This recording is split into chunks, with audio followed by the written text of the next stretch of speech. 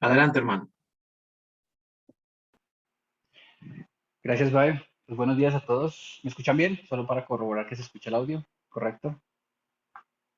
Perfecto. Pues gracias a todos los que pues nos hemos reunido. Gracias a Dios por estar aquí, por esta oportunidad. Y bueno, gracias a los que prenden su camarita, como los que han tenido esta experiencia de estar aquí, pues es bueno verles sus rostros. Pero gracias a Dios por esto, ¿no? Por este tiempo, por la alabanza, por el tiempo de adoración, por los planes que vienen, por este tiempo también pues de los anuncios y lo que viene adelante, ¿no? Estoy emocionado de reunirnos de nuevo de forma presencial y verles y gozarnos de una manera diferente, ¿no? Lo hemos estado haciendo virtualmente, pero pues nada reemplaza el contacto físico, ¿no? Entonces, gracias a Dios por eso. Gracias, Bray, por tu trabajo también y a Dani también por la preparación de la alabanza y las canciones. Entonces, vamos a estudiar esta mañana, vamos a escuchar a la palabra de Dios. ¿Están listos? ¿Sus corazones, sus mentes listos, preparados para recibir el mensaje? Y obviamente yo fui el primero que lo recibió en medio de esta preparación y le alabo al Señor por su palabra, ¿no? Entonces vamos a estudiar, estamos en Primera de Timoteo, ¿no? Estamos viendo esta carta, estamos viendo este libro y bueno, hemos estado viendo cosas muy interesantes y el contenido de esta carta, pues obviamente va a estar hablándonos durante este tiempo y vamos a continuar, ¿no? Estamos en el capítulo 1, esta mañana vamos a ver el verso 8 al 11, capítulo 1 verso 8 al 11 y brevemente quiero comenzar con un repaso, ¿no? Un repaso muy breve de lo que ya nos compartió Iván, nos compartió Héctor previamente, antes de entrar en materia, ¿no? Entonces, el breve repaso es sobre Pablo. Pablo escribe a su discípulo, a su hermano, a su amigo Timoteo. Sabemos por otros textos que ellos estuvieron viajando, ellos estuvieron conviviendo mucho, ¿no? Entonces podemos ver a Pablo que está cumpliendo con el ejemplo, el discipulado a Timoteo, ¿no? Timoteo viajó con él, lo vio cómo vivía, cómo hablaba, cómo se expresaba, y obviamente eso es testimonio de Pablo, de lo que Dios había estado haciendo en su vida, y Timoteo creció allí. Entonces, primeramente, lo que primero resalta para mí es el ejemplo de Pablo como un discipulador, ¿no? Cumpliendo la gran comisión, ¿no? Lo que nos envió Jesús, ¿no? Y Timoteo obviamente va creciendo en su fe, ya es un joven, Timoteo es joven, pero es maduro en la fe, porque no podemos darnos cuenta por eso, porque lo envía a Éfeso. Entonces le dice, Timoteo, tú vas a ir a Éfeso, vas a ir a esta iglesia que está atravesando un momento particular. Y de acuerdo al texto, de acuerdo a lo que vimos, cuál fue este momento que estaba atravesando, un momento complicado, ¿no? Se estaban enseñando falsas doctrinas y Pablo le da una tarea a Timoteo específica. Ve a reprender, ve a hablar con estos supuestos maestros que están enseñando doctrinas falsas. O sea, no es enviado a la iglesia para decirles, están tocando la alabanza muy, muy fuerte y los vecinos se están quejando. No es que no hay lugares suficientes, que está pasando con el administrador del dinero para comprar sillas, o no son temas menores, ¿no? Es un tema complicado que se está enseñando una falsa doctrina desde el frente con los líderes, ¿no? Entonces me imagino a Timoteo tener esa gran responsabilidad de ir y reprender y hablar con estos supuestos maestros, ¿no? Y esta falsa doctrina estaba generando unas controversias y una división. Estaba generando controversias, división, confusión, dudas de lo que se estaba hablando y lo que se estaba enseñando en medio de estos creyentes, ¿no? Y ese era el resultado de esa falsa doctrina. Porque en contraste, ¿cuál es el resultado de una sana doctrina cuando se predica realmente el Evangelio? Como veíamos en el texto, y parte de lo que nos compartía Héctor era, se produce el amor y la unidad. Y eso es el resultado de un corazón limpio, de una buena conciencia y de una fe sincera, de acuerdo con el texto de Timoteo previamente. Y es ahí donde quiero hacer la conexión y el contraste, ¿no? Entre el corazón, la fe sincera que viene de nuestro corazón, entendiendo el Evangelio, en contraste con la ley, que eso es lo que vamos a estudiar esta mañana, ¿no? Entonces, les invito a abrir su Biblia en Primera Timoteo, me imagino que ya la tienen ahí. Primera Timoteo, capítulo 1, versos del 8 al 11. Vamos a leer. Y dice, ahora bien, sabemos que la ley es buena si se aplica como es debido. La ley es buena si se aplica como es debido. Tengamos en cuenta que la ley no se ha instituido para los justos, sino para los que son desobedientes y rebeldes, para los impíos y pecadores, para los irreverentes y profanos. La ley es para los que maltratan a sus propios padres, para los asesinos, para los adúlteros y homosexuales, para los traficantes de esclavos, para los embusteros y los que juran en falso. En fin, la ley es para todo el que está en contra de la sana doctrina, enseñada por el glorioso evangelio que el Dios bendito me ha confiado. Ese es el texto que vamos a estudiar y resaltan cosas interesantes y por lo menos para mí fue lo que me estuvo hablando, ¿no? Y de eso quiero resaltar tres puntos importantes que es lo que vamos a estar viendo. Primer punto, la ley es buena, la ley es santa. Primer punto, la ley es buena, la ley es santa. Segundo punto, la ley es dada para transgresores, desobedientes, impíos y pecadores, y no para los justos. Repito, la ley es dada para transgresores, desobedientes, impíos, pecadores, toda esta lista que se nombró, pero no para los justos. Y el tercero, y lo nombré así, el glorioso evangelio, que es como concluye esta sección, el glorioso evangelio. Entonces, vamos a abrir con el primer punto. La ley es buena y la ley es santa. Y quisiera, con el permiso de mi familia, contar una historia. Algunos de ustedes ya la han escuchado, pero creo que pues vale la pena, la escucharían por primera vez en este contexto, ¿no? De la prédica. Y es sobre una famosa, un viaje que hicimos a Colombia. Hace unos años viajamos por primera vez Lili, mi esposa, con Isabela en ese entonces, Sofía no estaba, y con Daniel y con Rubí. Fuimos a Colombia para que conocieran a la familia, conocieran a Isabela y pasamos un gran tiempo y fue muy bendecido ese tiempo. Pero en donde quiero hacer enfoque ya después del viaje es en el regreso. En el regreso estábamos pues ya preparando todas nuestras cosas y obviamente después de un viaje normalmente uno trae recuerdos, ¿no? Y en este caso nosotros empacamos cosas que eran valiosas para nosotros, que nos recordaban nuestra niñez, nuestro país. Entonces café, dulces, galletas y entre esas cosas empacamos unas salchichas. Y no va a decir, ¿por qué salchichas, no? Pero son llamadas salchichas rancheras. Y uno puede decir, ah, pues en todos lados son iguales, pero no, tenían un sabor particular y por eso las elegimos para traerlas, porque nos recuerda mucho a la niñez y en nuestro tiempo en Colombia, del desayuno, el tiempo del desayuno, y pues decidimos, ah, traigámonos unas salchichas para disfrutar en casa, ¿no? En México. Y de regreso, pues pasamos todos los controles, toda la aduana en el DF, y llegando a Guadalajara, pues ya era nuestro turno, ¿no? En la parte de la aduana. Entonces, como colombianos, como un vuelo procedente de Colombia, pues obviamente a todos los pasajeros tenía que haber una revisión de maletas. ¿Por qué? Por esa fama, que quién sabe por qué será, ¿no? Entonces, vinimos y bueno, fue el turno primero de Lili y el mío. Entonces pasamos nosotros, que traemos a la niña, nos revisaron, abrieron nuestras maletas sin ningún problema.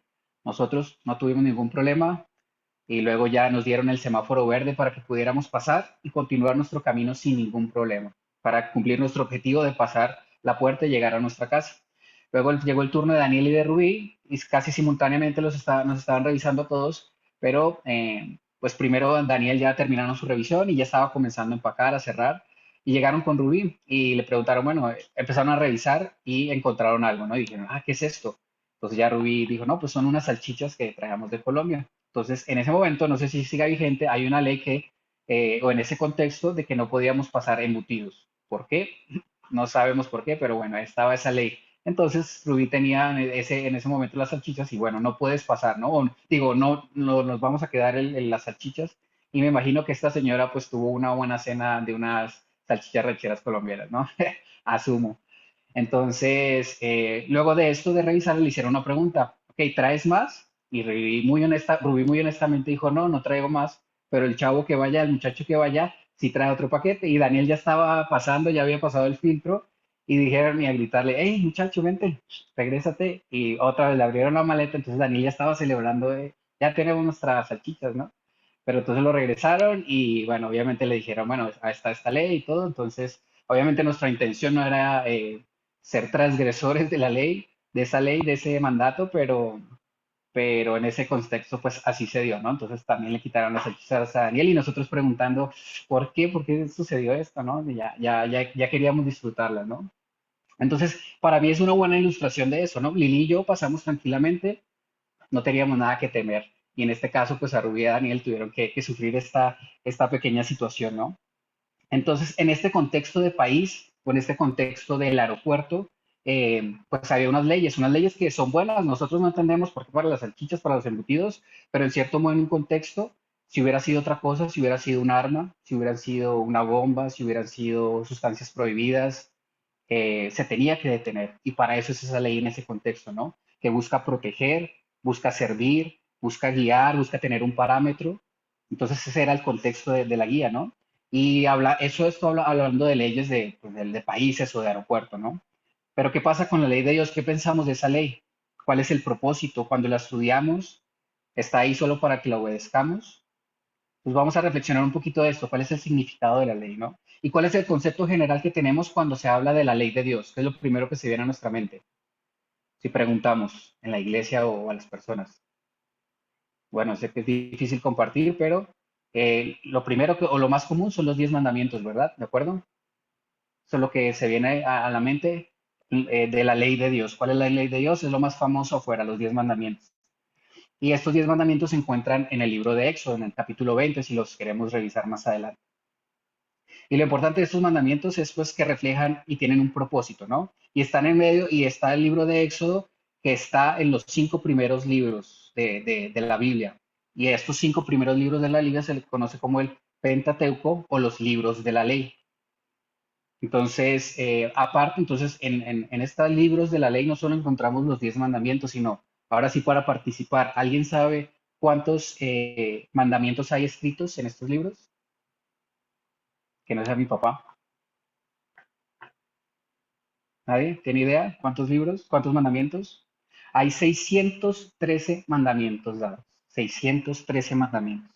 Entonces, pobre de nosotros, ¿no? Imagínate si con 10 nos hacemos bolas y con 10 la gente ya está diciendo, no, esos cristianos tienen esas reglas y me van a prohibir y me van a restringir de hacer lo que yo quiera. Si con 10 mandamientos hay una bronca, imagínate con 613 mandamientos. Y obviamente, pues ahí nace la pregunta, ¿no? ¿Para qué están ahí? ¿Cuál es el propósito de que estén ahí? Para qué hay tantos, ¿no? ¿Tenemos que obedecerlos todos para agradar a Dios? Y en medio de esa historia de los mandamientos, estos libros de la ley no solo están ahí, contienen mandamientos, sino son parte de una historia universal, una historia general del plan divino de Dios para la redención de la humanidad, para que no nos perdamos, sino podamos ser salvos, ¿no?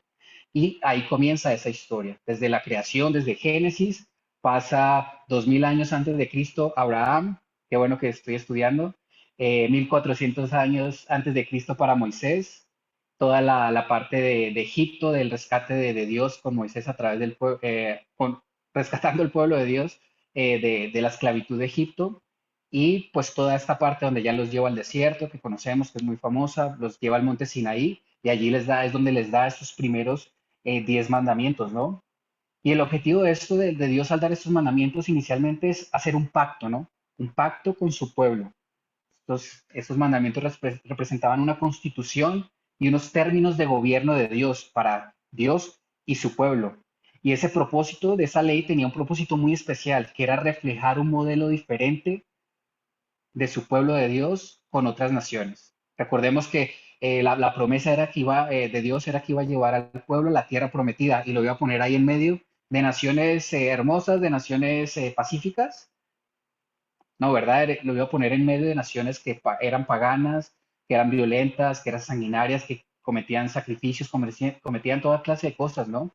Entonces, el pacto y la idea de tener estas leyes inicialmente era reflejar eso, reflejar que eran un pueblo diferente y un pueblo llamado por Dios, ¿no? Tenían un propósito mayor. Y eso me llevaba a una pregunta, y es una pregunta que quiero compartir a ustedes en esta mañana, ¿no? Nuestro modo de vivir de acuerdo al gobierno de Dios que tenemos en nuestra vida está reflejando el día de hoy esa diferencia. El gobierno de Dios en tu vida esta mañana está reflejando una diferencia donde Él te puso, porque Él también te puso en una situación, en un contexto, en un tiempo específico. No para que seas feliz, no para que cumplas tus sueños, te puso con un propósito y es para reflejar su gloria y hacer una diferencia. Entonces, eso era lo que yo pensaba y quiero compartirlo con ustedes, ¿no? ¿Cómo está reflejando mi vida esa diferencia en medio de donde Él me puso, ¿no? Porque si continuamos la historia, inmediatamente o casi casi simultáneamente donde Dios le está dando los mandamientos a Moisés, ¿qué está pasando en la parte de abajo, en la montaña? ¿Qué está haciendo el pueblo? Todos lo conocemos. está construyendo ídolos. Ídolos construyen un becerro de oro y están incumpliendo ya de una vez las leyes. No tengas otros dioses y no adores a ídolos. En ese mismo momento, entonces, qué triste. Entonces, por más mandamientos que tengan, si no estamos reflejando, si no estamos haciendo la diferencia, pues, ¿de qué sirve, no? Entonces, por eso ya al final de estos 5 libros de la ley en el Deuteronomio, Moisés tiene un speech final, un discurso final antes de su muerte. Él no, sabemos que él no pudo ir a la tierra prometida y les dice al pueblo de Dios, yo sé que ustedes van a ir a la tierra prometida porque Dios es fiel, pero sé que van a volver a fallar. Después de todos estos mandamientos que tienen, solo han comprobado que nuestra naturaleza es una naturaleza humana que falla y van a hacerlo en el futuro también. Entonces, habla porque hay un problema del corazón, hay un problema de fondo, no hay un problema de reglamento, sino hay un problema de lo que está en el interior, en el corazón, ¿no? Entonces, hubo un problema en ese entonces desde Génesis, hubo un problema con el corazón del pueblo de Israel, sigue habiendo un problema con mi corazón, que yo no puedo salvarme, que hay un problema en tu corazón también, donde solo Dios puede gobernar, Dios puede cambiar esa parte. Y ese era el gran problema del pueblo. Y después de esto sigue la ley, entonces el libro de la ley y los profetas. Y más adelante vamos a escuchar esa frase que la menciona Jesús. Pero ¿qué pasa con los profetas? Siguió lo mismo, ¿no? Dios utilizando a los profetas para denunciar toda la conducta pecaminosa y todos los errores y todas las fallas que cometieron, ¿no? Y esos 613 mandamientos Dios los da, o sea, Dios dio inicialmente los 10 mandamientos y el pueblo falló y Dios tuvo que hacer otros mandamientos para corregir y falló y otros 10. Entonces Dios diciéndole, hey, no, por ahí no es, por ahí no es, por eso hay tantos. Porque cada vez que fallaba el pueblo, Dios intentaba dar una guía y otra vez, y no entendían y no entendían y por eso resultó en lo que vemos y lo que conocemos de la historia, ¿no? Entonces, Bien, perdón, que la ley es la ah, ley. perdón, se abrió un micrófono, Robert.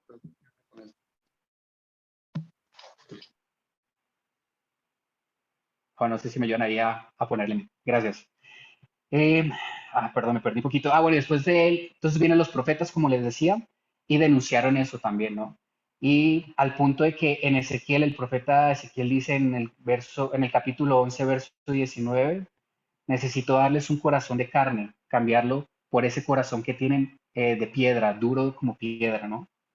Entonces la única manera de transformar, la única manera de hacer ese cambio no era por la ley, sino por el ejercicio transformador del Espíritu de Dios en nuestro interior. Desde ahí comienza ese cambio, ¿no? Y le doy gracias a Dios porque veo hermanos y veo un testimonio en mi vida, en mi familia, de ustedes, que le hemos aceptado por fe, hemos entendido y que ahora tenemos ese corazón, hermanos. No tenemos un corazón ya de piedra, sino un corazón de carne que busca obedecerle. Y esa es una verdad que pues en medio de lo que estudiaba le alababa al Señor. Gracias, Señor, por darnos ese corazón nuevo. Y eso es pura gracia de Dios. Yo veo a Brian, a Iván, a mis padres, a mis suegros, a L, a todos los que están conectados aquí que tienen ese corazón y ese deseo de servirle. Y para mí eso es un regalo enorme. Y creo que debemos agradecerle y que nos invita a alabarle a Dios, porque gracias a Él no tenemos un corazón de piedra, sino un corazón de carne que le escucha y le anhela. Entonces, el primer punto para concluir, la ley es buena si se aplica como es debido. ¿Cómo se debe aplicar? Y cómo sabemos que se aplica cuando es debido, cuando genera una dependencia total de Dios y no genera una dependencia en nuestros propios esfuerzos, porque la ley la medimos con nuestros propios esfuerzos, nos muestra lo imperfecto que somos y lo pecadores que somos. Entonces, la ley es buena cuando se aplica como es debido, cuando genera esa dependencia total de Dios. Entonces, mi invitación número uno, busquemos esa dependencia de Dios, no a través de la ley, no a través de obediencia de un paso a paso, sino de buscarle y entregarle nuestro corazón a Él, ¿no? Entonces, ese es el primer punto. El segundo punto, lo vemos en el verso 9 y 10. La ley es dada para transgresores y desobedientes, para impíos y pecadores, pero no para los justos. La ley es dada para transgresores, desobedientes, impíos y pecadores, pero no para los justos. Y ahí quisiera compartir otra historia de Anita. Anita era una compañera de nuestro trabajo. Anita llevaba ya muchos años trabajando en el lugar donde trabajamos y, perdón, pude conocer a Anita un tiempo y pues una buena chava y ya tenía un hijo, tenía su familia y bueno, trabajaba ahí con nosotros. En medio de ese contexto y todos pues trabajando este nuevo proyecto, esforzándonos, cumpliendo con nuestras responsabilidades, empezamos a notar y se empezó a notar un poquito a Anita distraída, estaba fallando en algunas cosas y ahí se prendieron unas luces amarillas, ¿no? En cuanto al contexto de la empresa, ¿no? Entonces se acercaron a ella y estuvieron, pues obviamente ella nos platicó un poco, que estuvieron diciéndole qué estaba pasando, si necesitaba algo, cómo podía ayudarles, cómo podía la empresa ayudarle a ella. Y sabemos que hay empresas que son muy tajantes así de, bueno, fallas y adiós, pero gracias a Dios en esta empresa tienen como ciertos protocolos para eso, ¿no? Y pudieron acercarse a ella, ya estuvo cambiando y estuvieron en ese proceso, ¿no? Pero últimamente vimos de nuevo que volvió a suceder lo mismo, ¿no? Entonces, en este convenio en el que firmamos estos contratos con nuestros privilegios, pero también con nuestras responsabilidades, empezamos a notar que Anita empezó a fallar y a tener ciertos descuidos, entregas tarde y cosas que empezaron a afectar la operación de nuestra empresa, ¿no? Entonces, obviamente ya después de un proceso largo, pues la consecuencia final fue que Anita pues tuvieron que despedirla, ¿no? De su trabajo. No sabemos qué estaba pasando en su interior, ya en su parte más privada, de familia, de vida, pero sí notábamos que estaba ya estresada, ¿no? Se sentía pues sí, distraída, se sentía como con los ojos encima y eso le robó completamente la paz y la forma de trabajar, ¿no? En cambio, nosotros los que no estábamos haciendo y cumpliendo nuestro contrato, nuestras responsabilidades, pues no tenemos que preocuparnos de eso, ¿no? Pero en este caso, Anita, como estuvo fallando e incumpliendo, se prendieron esas luces, ¿no? Y se le vio que se le robó la paz, la concentración y el enfoque de lo que verdaderamente tenía que estar haciendo. Y lastimosamente tuvo que pagar esa consecuencia, ¿no? Al final del día. Entonces, creo que es un buen ejemplo para ejemplificar esta parte, ¿no? La ley es dada para los que desobedecen, los que transgreden, no para los justos o los que están cumpliendo con la ley. Y la pregunta que sale aquí es, ¿somos justos? ¿Eres justo? Por nosotros mismos sabemos la respuesta que no somos justos. Si fuera por mi vida, fuera por mis decisiones, fuera por mi corazón y por mis intenciones, yo no sería justo. Pero le doy gracias a Dios porque soy justo, por quien vive ahora en mí y por quien vive ahora en ustedes, pueden ser llamados justos, ¿no? Por lo que hizo Jesús, porque dio su vida, entregó su vida por nosotros, ahora podemos podemos ser llamados los justos. Y para mí eso era también una verdad que revelaba y decía, gracias Dios, porque sin merecer eso, eh, ahora no estoy bajo la ley. No estamos bajo la ley, como dice la palabra, sino estamos bajo la gracia. Ahora somos hijos de gracia. Y como creyentes entendemos lo que denuncia la ley, entendemos el significado de la ley, entendemos la importancia de la ley, pero ya ese peso de la ley, de su condena, ya no está sobre nosotros porque somos declarados justos gracias al nombre de Jesús. Y eso es una verdad que tenemos que tener claro y que tenemos que descansar. No importa lo que hagas, eh, no, ya no eres sometido por ese peso. Y no debemos confundir ahora que vamos a hacer lo que se me da la gana, ¿no? Como decía, entendemos lo que denuncia la ley y como entendemos, somos obedientes a ella, pero no cargamos con ese peso que se estaba predicando, ¿no? En ese contexto de Timoteo. Me encanta Efesios 2:8, que dice, y justamente en la iglesia de Éfeso, porque por gracia ustedes han sido salvados mediante la fe. Hemos sido salvados mediante la fe. Esto no procede de ustedes, sino que es un regalo de Dios. Y mis hermanos, eso es para alabar también a Dios. Yo leí este versículo, ay, gracias Dios, porque ya no cargo ese peso de la ley, ese peso de mis obras, sino ahora soy salvo mediante la fe que tengo en nuestro Señor Jesús. Y para nosotros que somos creyentes, vuelvo a recalcar, ¿no? Somos respetuosos de la ley, pero en cierta forma tiene menos relevancia práctica para nosotros que para el que los incumple, como el caso del ejemplo y la historia que les comentaba de Anita. Nosotros somos respetuosos de la ley, pero tiene menos relevancia porque estamos enfocados realmente en lo que importa. ¿Qué es lo que importa? ¿Qué es el enfoque que debemos tener en lugar de las leyes de paso a paso en nuestra vida? Debemos tener un enfoque en Jesús. como comentaba Daniel esta mañana, ¿no? Enfoquémonos en Jesús, en ser sal, en ser esa luz. Y ese es nuestro enfoque. Entonces, como les comentaba en la historia, ¿no?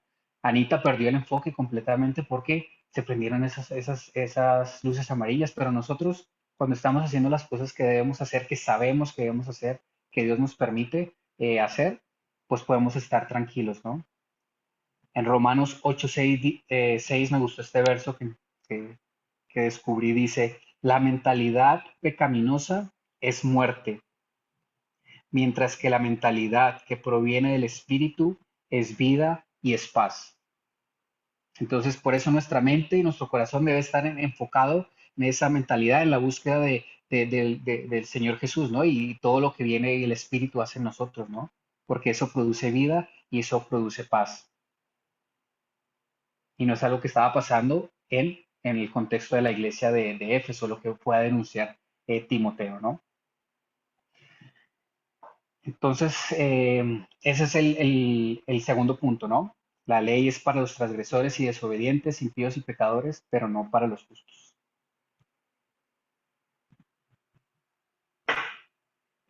Y les invito a que me acompañen a abrir Mateo 5:17. Y Dani justamente leyó el 5:16 sin ponernos de acuerdo, pero estamos en el mismo contexto. Mateo capítulo 5, versículo 17. Y me gustaba como conectar en medio del estudio cómo se conectaban todas las cosas y con las palabras de Jesús. Y vamos a leerlo, dice el verso 5. No piensen que he venido a anular la ley y los profetas. No he venido a anularlos, sino a darles cumplimiento, dice Jesús. Y por eso les decía, Jesús menciona la ley y los profetas, lo que estábamos estudiando al principio, ¿no? Todo esto que se dio, toda esta historia, toda esta relación, todo este pacto que Dios empezó a hacer, Jesús no vino a anularlos, sino vino a darles el cumplimiento perfecto, vino a cumplir la intención que era la ley. Y el cumplimiento lo hizo Jesús, ¿no? Entonces Jesús estaba diciendo, no he venido a anular los 10 mandamientos, las 613 leyes que les fueron dadas y lo que denunciaban los profetas. Ese no era el propósito de Dios, sino vino a darle cumplimiento a ese propósito superior que tenía la ley. ¿Y en dónde podemos ver esos estatutos de la ley perfecta en Jesús? En el Sermón del Monte, ¿verdad? Hemos estado estudiando sobre las bienaventuranzas y todo este sermón que Jesús dio para los estatutos del reino, ¿no? Así le llamamos, los estatutos del reino para las personas que decidimos entregar nuestra vida al gobierno de Dios, ¿no? Y resaltan para mí, es lo que viene en mi mente que está grabado, ¿no? Estas palabras que dice Jesús, pero yo les digo, la ley dice no mates, pero yo les digo, cualquiera que se enoje con su hermano ya es culpable de haber cometido este pecado. Se les dice no cometas adulterio, pero cualquiera que codicia con sus ojos, con su mente, con su corazón, ya es culpable de este pecado del adulterio. Se les ha dicho ama a tu prójimo y odia a tu hermano, pero yo les digo, Jesús hablando, amen y oren por sus enemigos. Y hermanos, ¿tenemos la capacidad de hacer esto? No podríamos hacerlo. Ese es el propósito que no pudieron cumplir en ese entonces, ¿no? Y que no podemos cumplir por nuestras propias fuerzas, sino a través del cumplimiento y de que Jesús nos hace justos y nos permite hacer eso, ¿no? Entonces, solo en la persona de Jesús podemos ver y podemos ser verdaderamente cumplidores de la ley. Solo en la persona de Jesús podemos ser llamados justos. Y para mí, hermanos, como les digo, es un descanso no tener que cargar con eso de, "Uf, hay tanta gente en el internet ahorita de que, no es que ustedes hacen esto y denuncian y pelean y dicen, no, pero es que yo sí hago y yo soy respetuoso de la ley y yo sí quiero que todos se amen y yo, toda esa lucha de moralidad es terrible, ¿no? Y para mí es un descanso que soy justo mediante Dios, que es lo que realmente importa. Soy justo frente a los ojos de Dios. Entonces, mi invitación para esto es que no desperdiciemos nuestra vida en cosas que realmente no valen la pena enfocarnos. Nuestro enfoque real debe estar en servir y en buscar al Señor, ¿no? Y ya casi para terminar, vamos a buscar, hay que estar en Mateo 22, 37 al 40. Mateo capítulo 22, verso 37 y 40.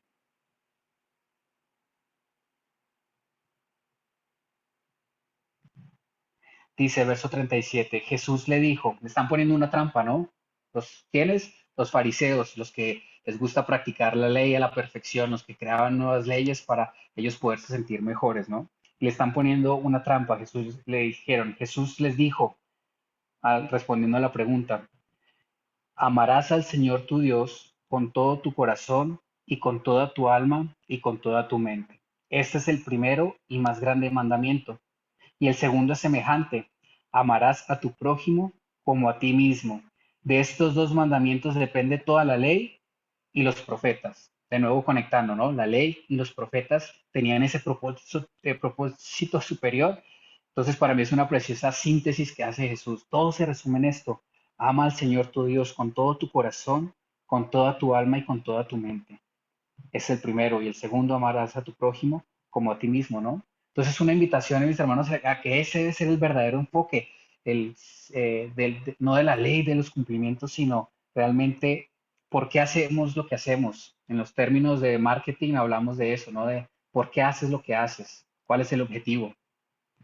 Y aquí viene resumido eso y Dios y Jesús nos lo resume perfectamente, ¿no? Amemos a nuestro Señor con todo nuestro corazón, con toda nuestra alma y con toda nuestra mente. Y lo que se estaba enseñando en ese contexto entonces para Timoteo, en el contexto de Timoteo de la iglesia de Éfeso, era lo contrario, estaban regresando a la ley, estaban regresando a decirnos que tienes que hacer esto, esto y esto para ser perfecto, para ser salvo, se estaban enfocando en las genealogías, en la historia, en lo que había pasado, y estaban volviendo a cometer los mismos errores y estaban perdiendo el verdadero enfoque. Y para mí ese es el glorioso evangelio, ¿no? Que nos da. Somos salvos por gracia y estamos invitados a eso, a buscar a nuestro Señor con todas nuestras fuerzas. Entonces, como conclusión y aplicación, para mí quedaría esto que quisiera compartir con ustedes. Dios no busca cumplidores de leyes. Dios no busca cumplidores de leyes. Lo que Dios está buscando es un corazón, que tu corazón y que mi corazón, mi alma y mi mente lo amen con todo lo que somos. Con todo lo que somos, eso es lo que debemos buscar. Y que eso que hacemos y que esa relación que se desarrolla mediante eso, mediante entregarle todo, también refleje su amor en el sitio donde Él nos pone, en tu trabajo, en tu familia, en la escuela, en cuando sales a hacer deporte, cuando sales a hacer tus hobbies preferidos, donde quiera que estés, que tu vida refleje ese amor y esa búsqueda intensa del Señor. Entonces, esa es la conclusión que quería compartir con ustedes y estaba buscando una aplicación, ¿no? De una forma de cómo aplicamos esto, ¿no? Y para mí es que se está interponiendo entre que podamos buscar al Señor de esa manera, ¿no? ¿Hay algo en tu vida esta mañana que se está interponiendo en que puedas buscarle y entregarle todo tu corazón, toda tu alma y toda tu mente? Entonces, si estamos luchando con algún pecado, con algo que se está interponiendo, mi invitación, hermanos, es para que confesemos nuestros pecados, como dice la palabra, unos a otros, porque ya no somos esclavos del pecado, gracias a nuestro Señor Jesús. Ya no somos esclavos del pecado. Entonces mi invitación es que cambiemos, hagamos algo al respecto de lo que está dañando esa relación, que nos arrepintamos trayéndolo a la luz y disfrutemos ese regalo de gracia y de libertad que Jesús nos da, cuando entendemos realmente el enfoque que debemos de tener en nuestra vida, ¿no? Y cierro con Juan capítulo 17, verso 3 dice, y esta es la vida eterna, que te conozcan a ti, el único Dios verdadero, y a Jesucristo, a quien has enviado. Entonces, eso es lo que Dios me estuvo hablando esta semana, mis hermanos. Creo que para mí fue un regalo poder entender eso, ¿no? Esas verdades, de poder disfrutar de no tener el peso de la ley, de decir, soy salvo por gracia, tengo ese regalo, tengo un corazón de carne, un corazón que ha sido transformado y no depende de mí, sino ahora soy llamado justo, somos llamados justos al frente de Dios, gracias a la sangre de nuestro Señor Jesús. Entonces, amémosle, busquémosle de todo corazón, con toda nuestra alma, con toda nuestra mente, y así vamos a encontrar cada vez mejor la voluntad de Dios para nuestra vida y vamos a hacer ese reflejo que Él quiere ser a través de nuestra vida, ¿no? Entonces, eso es lo que les quería compartir esta semana. Espero que, no, esta mañana, perdón, espero que haya sido de bendición para ustedes y que sigamos estudiando Timoteo, sigamos descubriendo lo que Él tiene para nosotros. Pues vamos a orar y damos por finalizado este tiempo Gracias a cada uno de ustedes. De nuevo, gracias a Dani por la alabanza, por la preparación. Brian, por tu esfuerzo. También a Héctor. Y bueno, oremos para terminar y damos por finalizado este servicio. Padre, gracias por esta mañana que nos regalas. Gracias por tu palabra, porque es viva, porque es eficaz, porque nos revela tu voluntad, Señor. Gracias porque pertenecemos y somos parte de un reino justo, un reino de amor, un reino de perdón, un reino de reconciliación, Señor. Gracias porque gobierna alguien que es justo y perfecto, que eres tú, Señor. Y no hay mejor gobierno que podamos estar. Y damos gracias y yo te alabo, Señor, porque pertenecemos y somos parte del reino de los cielos. Gracias, Padre, por hacernos justos mediante tu gracia, porque estamos ahora bajo la gracia, Señor. Y es un regalo invaluable, un regalo que merece que alabemos tu nombre, Señor.